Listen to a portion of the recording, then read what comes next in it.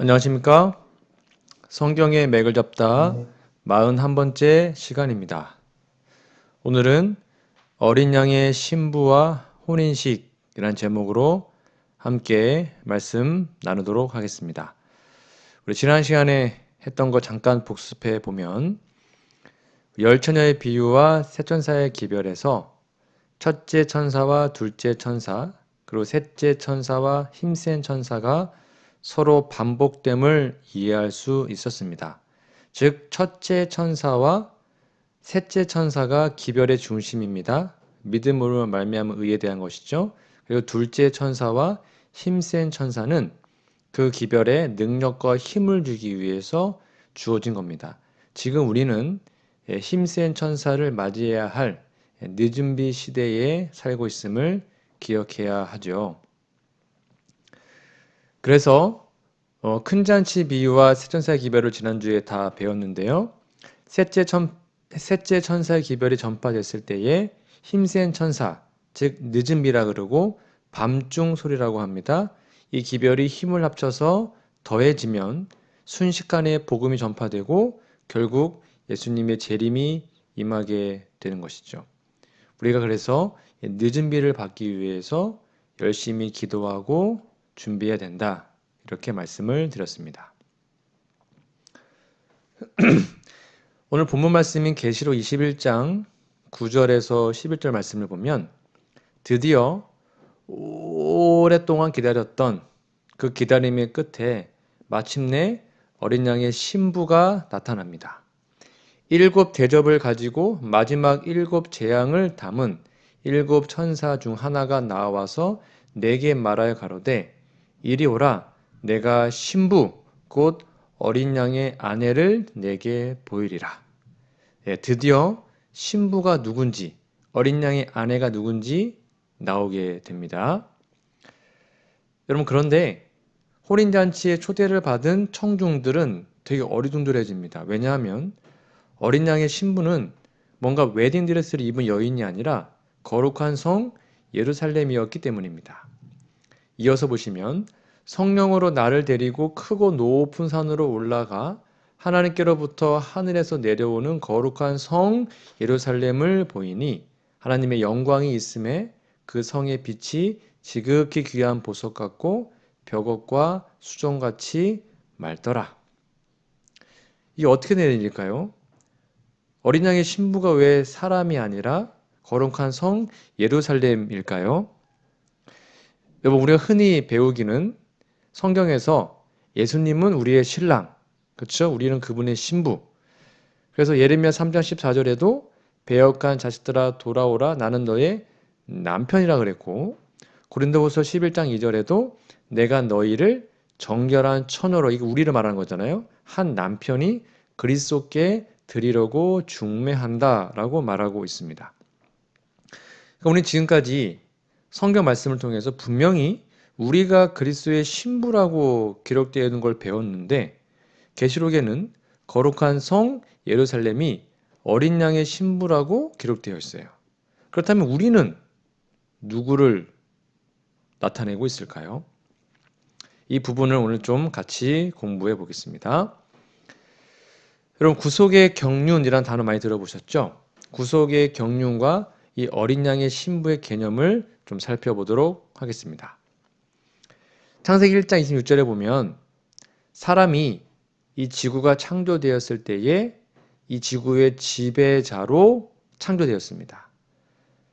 하나님이 가라사대 우리의 형상을 따라 우리의 모양대로 우리가 사람을 만들고 그로 바다의 고기와 공중의 새와 육축과 온 땅과 땅에 기는 모든 것을 다스리게 하자 하시고 창세기 1장 26절입니다. 분명히 아담과 하와는 이 땅을 다스리는 청지기로 부르심을 받았죠. 그래서 창세기에 보면 하나님께서 사람을 창조하신 후에 사람으로 하여금 세상의 모든 것을 다스리게 하고자 계획하십니다. 즉 하나님은 사람을 이 지구성에 군림할 그의 대리자 곧 지배자로 삼을 계획이셨습니다. 그러나 아담이 사단의 유혹에 굴복함으로 이 지구는 사단의 지배 아래 들어가게 되었죠. 그 이유가 베드로후서 2장 19절에 나옵니다. 저희에게 자유를 준다 하여도 자기는 멸망의 종들이니 누구든지 진 자는 이긴 자의 종이 됩니다. 즉 죄를 지음으로 사람이 사단의 지배 아래 들어가게 되었습니다. 이 부분을 부조화 선지자 67페이지는 이렇게 기록합니다. 사람이 사단의 포로가 되었을 때 그가 가졌던 통치권은 중요합니다. 그의 정복자에게 넘어갔다. 이같이 하여 사단은 이 세상의 신이 되었다. 그는 원래 아담에게 주어진 바 되었던 지상의 통치권을 찬탈하였다. 그러니까 단순히 죄만 지은 것이 아니라 아담이 잃어버린 것은 통치권을 잃어버린 겁니다. 그래서 하나님께서는 인간이 범죄한 직후에 구속의 경륜을 발표하시죠. 그 유명한 창세기 3장 15절 말씀입니다. 내가 너로 여자와 원수가 되게 하고 너희의 후손도 여자의 후손과 원수가 되게 하리니 여자의 후손은 내 머리를 상하게 할 것이요 너는 그의 발꿈치를 상하게 할 것이니라. 창세기 3장 15절에 있는 말씀입니다. 그럼 여기에서 너, 여자, 후손 이건 뭘 의미할까요? 자, 원복이라 그러는데요. 여기에서 너는 사단이겠죠. 여자는 하나님의 백성, 원수가 된대요. 너의 후손은 사단의 추종자들이겠죠. 그리고 여자의 후손은 바로 예수님, 그리고 우리들을 상징하기도 합니다. 바로 여기에 가르법은 기별을 보면 바로 여기에 사단의 권세와 싸워서 이기기 위하여 전쟁 마당에 서실 구세주에 대한 첫 약속의 말씀이 주어졌다. 그리스도께서는 당신의 거룩한 율법에 나타나신 것과 같은 하나님의 품성을 세상 사람들에게 증거하기 위하여 오셨다. 가르법은 기별 2권 106페이지입니다. 그래서 이것을 원시복음 또는 원복음이라고 합니다. 최초의 복음이란 거예요. 왜냐하면 여기에서 죄로 죽게 된 인류에게 구세주에 대한 약속이 처음으로 선포되었기 때문입니다. 구속의 경륜에는 단지 인간의 구원뿐만이 아니라 아담이 잃어버린 지구의 통치권을 되찾을 것이 포함되어 있어요. 죄의 용서와 통치권의 회복. 이 두 가지 꼭 기억하셔야 됩니다. 부조화 선지자 67페이지에 보면 그러나 그리스도께서 당신의 희생으로 죄의 형벌의 값을 치르심으로 말미암아 사람을 구속하실 뿐만 아니라 그 다음에 사람이 잃었던 통치권도 되찾으실 것이었다. 첫째 아담이 잃어버린 모든 것을 둘째 아담이 회복하실 것이었다. 이게 되게 중요합니다. 두 가지가 십자가의 의미였어요. 그러므로 성경에는 첫째 아담이 잃어버린 지구의 통치권을 예수님께서 다시 회복하시잖아요. 그것을 어린 양의 혼인식으로 표상하고 있는 것입니다. 이해가시죠? 아담이 잃어버린 통치권을 다시 회복하는 게 어린 양의 혼인식이에요. 드디어 표상은 베일을 벗고 실체를 드러나게 됩니다. 이 계시록에는 두 가지의 여인이 기록이 되어 있습니다. 계시록 12장과 21장에는 정결한 여인이 나오고요. 계시록 17장에는 부정한 여인이 나옵니다. 그리고 계시록 21장에도 그 여인이 정결한 여인이 누군지가 기록되어 있습니다. 7 대접을 가지고 마지막 7 재앙을 담은 7 천사 중 하나가 나와서 내게 말하여 가로되 이리 오라 내가 신부 곧 어린 양의 아내를 너에게 보이리라 라고 말씀하지요. 그리고 요한의 눈앞에 신부 곧 어린 양의 아내가 나타났는데 그것은 바로 거룩한 성 예루살렘이었습니다. 그래서 결국 요한계시록은 두 여인에 관한 이야기다. 이렇게 이해하시면 돼요. 이해가시죠? 자, 근데 이 두 여인은 두 도시의 이름입니다. 계시록 21장 10절에서 하늘에서 내려오는 거룩한 성 예루살렘을 보았습니다. 이것이 새 예루살렘 신성한 도시였죠. 그리고 계시록 17장의 5절에 보면 그 이마에 이름이 기록되어 있으니 비밀이라 큰 바벨론이라. 여기도 바벨론이라는 하나의 도시가 나옵니다. 두 여인의 이름은 두 도시입니다. 정결한 여인은 새 예루살렘, 타락하고 부정한 여인은 음녀는 바벨론. 그래서 어린 양의 아내의 이름은 새 예루살렘이고 큰 음녀의 이름은 바벨론이었어요. 이 부분을 대쟁투 426페이지 이렇게 기록합니다. 그러므로 신부란 거룩한 성을 대표하며 신랑을 맞으러 나가는 처녀들은 분명히 교회, 우리들을 상징합니다. 요한계시록에 의하면 하나님의 백성은 혼인잔치에 청함을 입은 손님들로 불려지고 있다. 그 다음 중요합니다. 손님이 된 자, 우리들이 동시에 신부로 대표될 수는 없다라고 분명히 얘기합니다. 좀 헷갈리시는데 정리를 해드리면 예수님은 신랑이십니다. 그리고 신부는 새 예루살렘 나라를 말합니다. 그리고 손님은 우리들 신자 개인들을 말합니다. 그래서 혼인잔치 비유에서 신랑은 예수님, 그러니까 이거 혼인잔치 비유에서 말하는 거예요. 손님 또 종들은 하나님의 백성들, 신부는 새 예루살렘 성. 하나님의 백성들은 분명히 손님이나 종들로 묘사됩니다. 즉 열처녀의 비유에서도 피로연에 참여하기 위해서 기다리는 열처녀가 우리들이잖아요. 혼인 예복을 잊지 않은 사람의 비유에서는 혼인잔치에 초대받은 손님들이 우리였고요. 큰 잔치의 비유에서는 손님을 초청하기 위해서 보냄을 받은 종들이 바로 우리들이었잖아요. 그러므로 예수님의 신부는 구속으로 회복된 하나님 나라를 상징합니다. 교회는 그 나라의 3요소, 즉 국토, 국민, 주권 중에 바로 우리들 교회는 국민을 이루고 있죠. 그러니까 이런 의미에서 교회는 어린 양의 신부의 한 부분으로 간주될 수 있는 겁니다.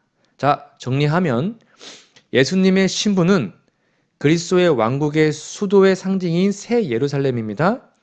예수님이 그의 신부와 혼인하는 것은 예수님께서 그의 왕국을 받는 것으로 표성되어 있고, 즉 예수님이 지구의 통치권을 회복하는 것입니다. 이 부분을 대쟁투 426페이지 명확하게 얘기합니다. 혼인은 그리스도께서 당신의 나라를 받으시는 것을 의미한다. 밑줄 쫙 그어 놓으시면 됩니다. 명확하게 얘기하고 있어요.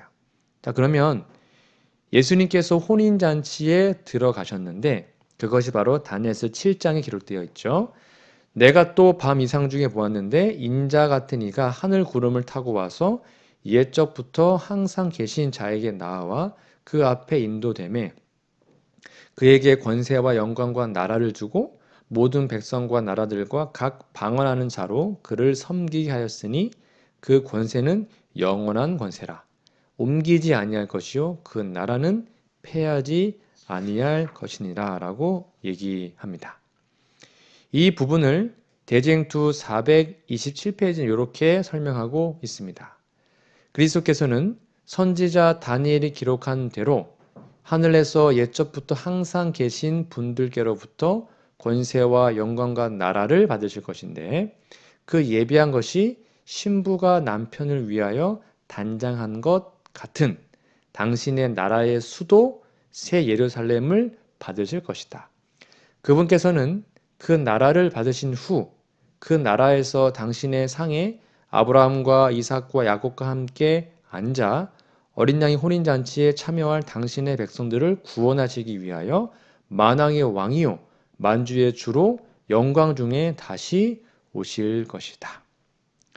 즉 예수님께서 지구의 통치권을 회복하심으로 어린 양의 혼인잔치가 아니고요. 혼인식 전체에 말합니다. 혼인식 가모스가 이루어졌습니다. 이제 어린 양의 혼인잔치의 마지막 하이라이트, 피로연이라 그러죠. 데이푸너만 남게 됩니다.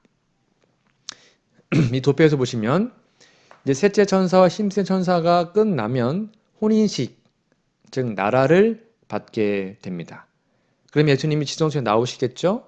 그리고 재림 전까지 이 땅에 7재앙이 내리게 됩니다. 제가 지난번에 말씀드린 것처럼 문은 닫혔다라는 비유를 통해서 우리는 요 세천사의 기별의 마지막을 이해할 수 있습니다. 마태복음 25장 10절에서 13절에 보면 열천의 비유가 나오죠. 저희가 살아간 동안에 신랑이 오므로 예배했던 자들은 함께 혼인잔치에 들어가고 문은 닫힌지라.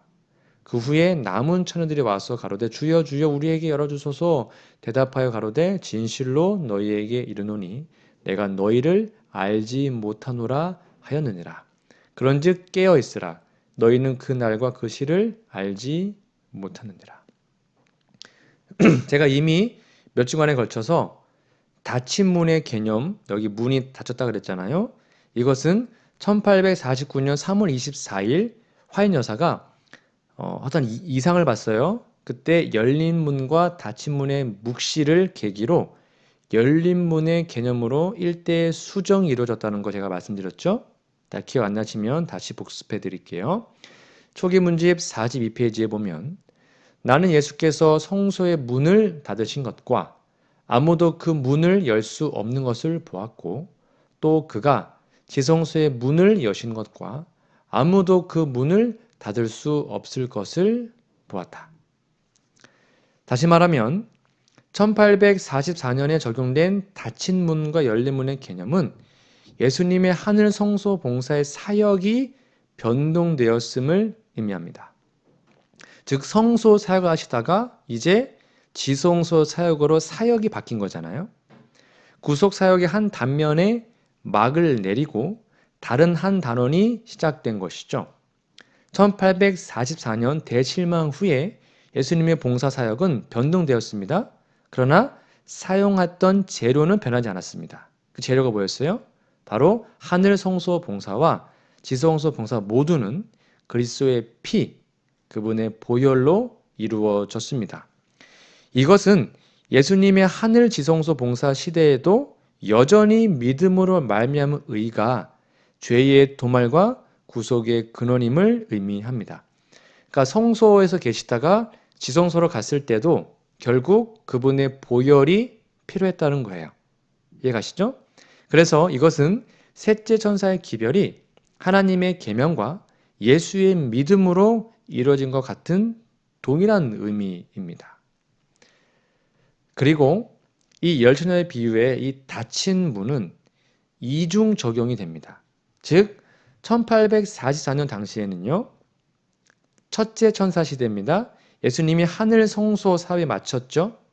그리고 1844년에 지성소 사업이 시작됨으로 문이 열렸단 말입니다.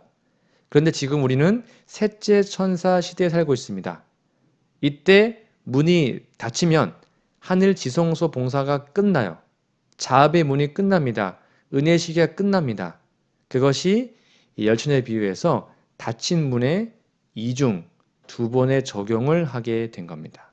그러면 지금 우리 시대의 문이 닫혀버리게 되면 이젠 더 이상 은혜의 시기가 없게 됩니다. 마지막 때 조사심판의 사업이 마치고 각 시대의 그리스도를 따르는 자라고 공언하는 자들의 판결이 결정되면 바로 그때에 은혜의 시기가 끝나고 자비의 문은 닫혀질 것이다. 이게 우리 시대를 말하는 겁니다. 예배하였던 자들은 함께 혼인잔치에 들어가고 문은 닫힌지라라고 한 간단한 구절에는 구주의 마지막 봉사에서 인류를 위한 구원의 큰 사업이 완성되기까지의 모든 사실이 다 포함되어 있다. 근데 아직까지도 감사하게도 그 문은 닫히지 않았습니다. 그 지성소의 문이 닫히고 영원의 은혜 시기가 끝날 때까지 아직 우리에게 시간이 있어요. 우리는 그때를 준비해야 합니다. 화인 여사는 이 은혜 시기가 끝나고 문이 닫히는 모습을 이렇게 묵시로 보고 표현했습니다. 나는 천사들이 하늘에서 왔다 갔다 하는 것을 보았다. 한 천사가 잉크통, 뿔로 만든 것을 가지고 지구에서 돌아와 예수님께 자기의 일이 끝났음을 보고하고 성도들의 수가 차서 인치는 사업이 마쳤음을 보고했다. 그러자 나는 십계명이 들어있는 법궤 앞에서 봉사하시던 예수께서 향로를 내던지시는 것을 보았다. 그는 그의 손을 치켜들고 다 이루었다라고 큰 소리로 부르짖었다. 그리고 예수께서 불의한 자는 그대로 불의를 하고 더러운 자는 그대로 더럽고 의로운 자는 그대로 의를 행하고 거룩한 자는 그대로 거룩하게 하라고 엄숙하게 선포하실 때 모든 천사들은 그들의 면류관을 벗어 던졌다. 여러분 잘 보셔야 됩니다. 모든 사람의 운명이 생사간에 결정되었다. 예수께서 성소에서 봉사하고 계시는 동안 죽은 의인들과 살아있는 의인들에 대하여 심판이 행하여졌다. 지금이잖아요. 그리스도께서는 그분의 백성들을 위하여 대속하시고 그들의 죄를 도말하심으로 인하여 그의 왕국을 받으셨다. 그리고 왕국에 살 거민들이 결정되었다. 왕국 받은 게 혼인잔치입니다. 어린 양의 혼인이 이루어졌다. 그리하여 왕국과 온 하늘의 왕권이 예수님과 구원을 상속받은 자들에게 주어진 바 되었으며 예수께서는 만왕의 왕이요 만주의 주로서 다스리시게 되었다. 여러분 은혜 시기가 끝났답니다. 그러니까 요때 말하는 겁니다. 이제는 세상 사람들의 영원한 운명이 결정되었다는 것을 화인 여사가 미래를 본 거예요. 그리고 이제는 만왕의 왕으로 예수께서 등극하시고 이렇게 표현하고 있습니다. 난 예수께서 그의 제사장 예복을 벗고 당신의 최고의 왕권을 표시하는 옷을 입으시는 것을 보았다. 그의 머리 위에는 많은 멸관이 있었는데 멸관안에 멸관이 겹겹으로 되어 있었다. 그리고 이렇게 지성소에 나오시자 이러한 놀라운 찬양이 들렸습니다. 또 내가 들으니 허다한 무리의 음성과도 같고 많은 물소리와도 같고 큰 뇌성도 같아서 가로되 할렐루야 주 우리 하나님 곧 전능하신 이가 통치하시도다. 이렇게 은혜 시기가 끝났을 때 이 땅에는 어떠한 일이 있었을까요? 초기 문집 281페이지입니다. 어떤 이들은 하나님을 욕하고 저주하고 있었다. 또 어떤 이들은 하나님의 백성들에게 달려가 어떻게 그렇게 하나님의 심판을 피할 수 있는지를 가르쳐달라고 애원하였다. 그러나 성도들은 그들을 위하여 아무것도 해줄 수 없었다. 잘 보셔야 됩니다. 죄인들을 위한 마지막 눈물은 흘려졌고 마지막 기도는 드려졌으며 마지막 짐은 지워졌고 마지막 경고는 주어진 바 되었다. 감미로운 자비의 음성은 더 이상 그들을 초청하지 않았다. 왜요? 은혜의 시기가 끝났기 때문입니다. 교회 증언 8권 75페이지입니다. 마지막 큰 날에 많은 사람들이 주여 주여 우리에게 열어주소서라고 말할 것이다. 그러나 문은 닫혀질 것이고 그들이 문을 두드려도 소용이 없을 것이다. 우리가 만약에 이 은혜 시기에 준비되지 못하면 우리는 이러한 사람이 될 것입니다. 참 슬픈 구절이 있습니다. 실물교훈 413페이지인데요. 일찍이 인간의 귀에 들린 모든 말 가운데 가장 슬픈 말은 곧 예수님께서 우리에게 말씀하시는 거예요. 내가 너희를 도무지 알지 못한다고 하는 운명의 선고일 것이다.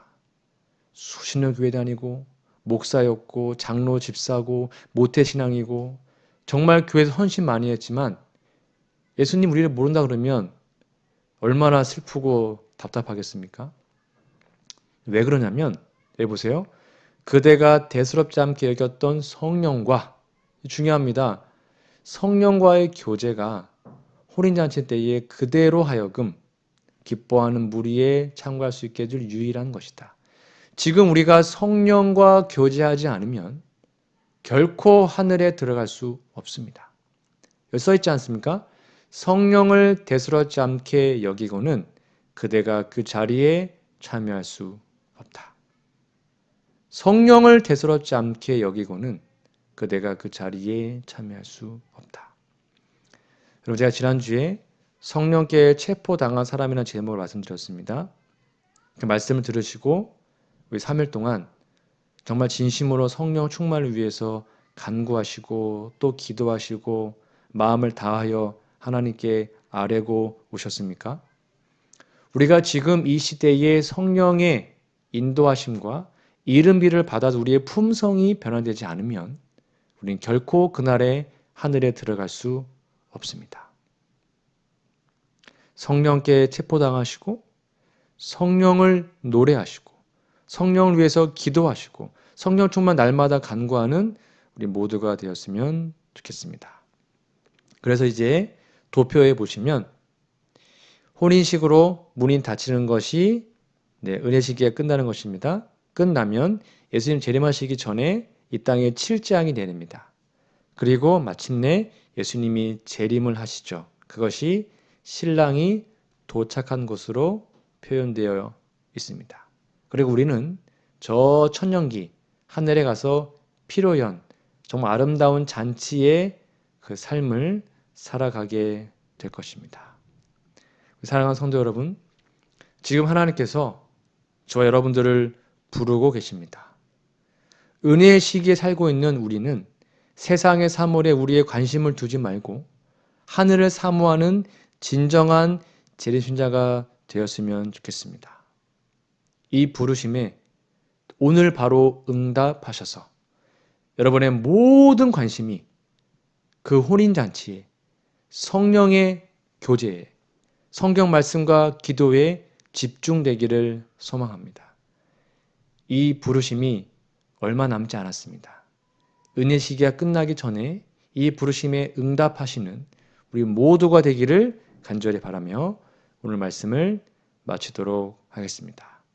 여러분 다음 시간까지 영육간에 강건하시기를 기도드립니다. 감사합니다.